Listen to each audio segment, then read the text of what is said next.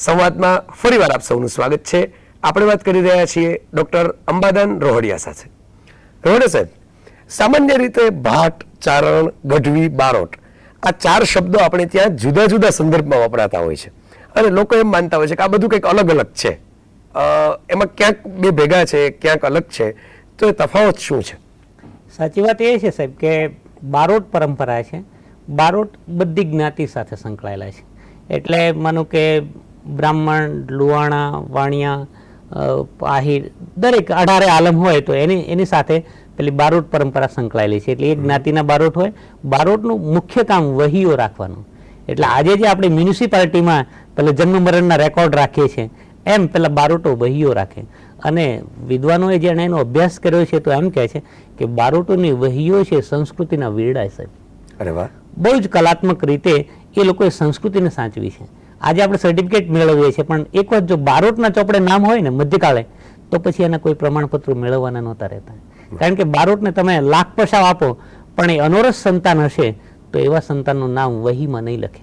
એટલે બારોટોએ લાલચ છોડીને સંસ્કૃતિ માટે આ બહુ મહત્વનું કામ, રેકોર્ડ કીપિંગનું કામ કર્યું છે. અને એમાં ઘણી બધી વિગતો હોય. આપણે સમયની રીતે એ વાત પહોંચી ન વળીએ પણ એમાં કોઈએ યાત્રા કરી હોય તો એ હોય, કોઈ સતી થયા હોય તો એની વાત હોય, કોઈ ત્રાગા કર્યા હોય તો એની.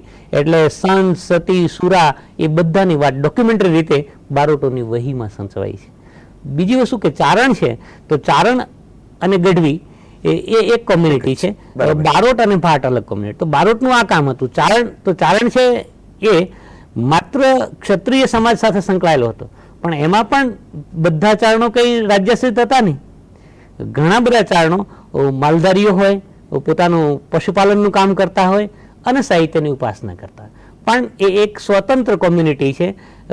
પેલી બારોટ કોમ્યુનિટીથી બિલકુલ ભિન્ન છે. ચારણોએ અને બારોટોએ તો સત્યની કેવી રીતે ઉપાસના કરી છે, સત્ય માટે એણે કેવા કેવા સાહેબ જોખમો ઉઠાવ્યા છે એનો પણ ઇતિહાસ અંકિત થવો જોઈએ. કારણ કે આજે લોકો એમ કહે છે કે ભાઈ આ ચારણો, પણ એ મહારાણા પ્રતાપ માટે અકબરને કહી શકે, એ માનસિંહજી કછવાને કહી શકે.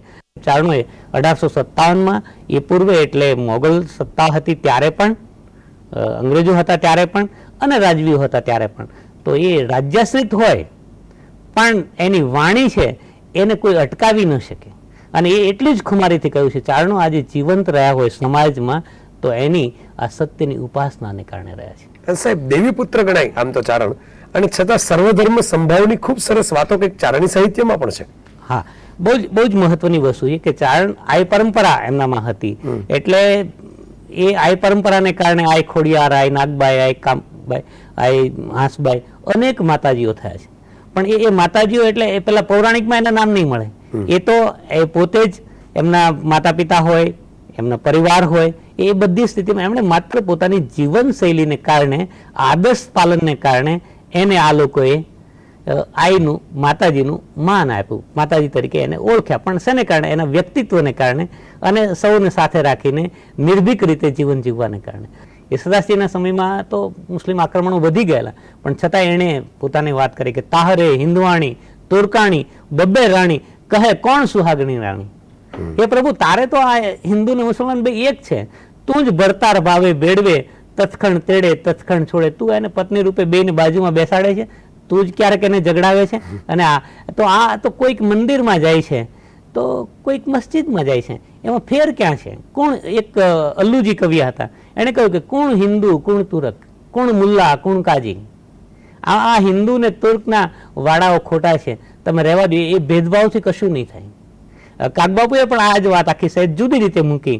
ભારત પાકિસ્તાનના ભાગલા થયા ત્યારે એણે કહ્યું કે આપણે બધું તો વેચ્યું, એમ તમે તમારી જનતાના ભાગ પાડી દીધા, જીવતી જનતાના ભાગ પાડ્યા, એને ટુકડાઓ કર્યા અને તમે વેચ્યા રામ અને રહીમ.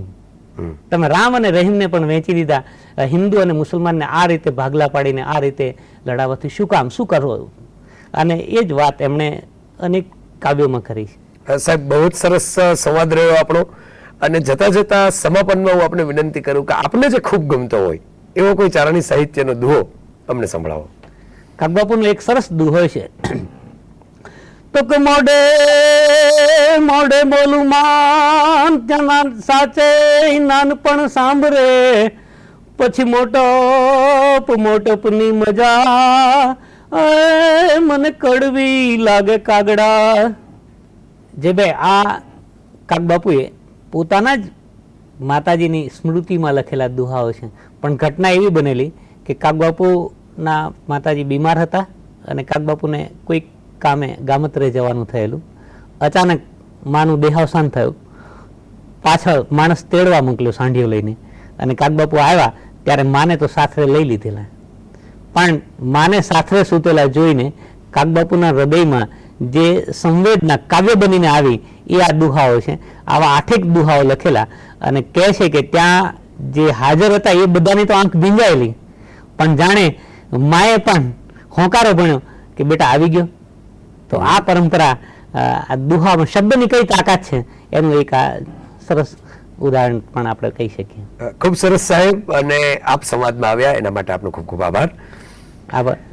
મિત્રો, ડોક્ટર અંબાદાન રોહડિયા સાથેની આ મુલાકાત આપને કેવી લાગી? આપના પ્રતિભાવ